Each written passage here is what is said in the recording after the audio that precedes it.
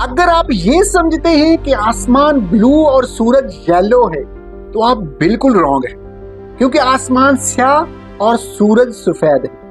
یہ میں نہیں کہہ رہا، بلکہ یہ قرآن اور سائنس دونوں کا ماننا ہے۔ اصل میں سورج سے وائٹ لائٹ آتی ہے جس میں ہر رنگ موجود ہوتا ہے۔ جب یہ آسمان سے گزر کر ہم تک پہنچتی ہے تو راستے میں مٹی کے ذرات سے ٹکراتی ہے، جس سے لائٹ مختلف رنگوں میں بکھر جاتی ہے۔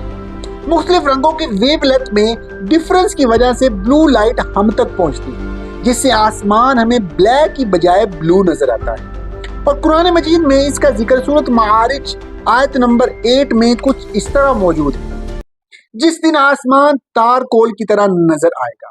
محل کا مطلب ہے تار۔ تار کا اصل رنگ کالا ہے۔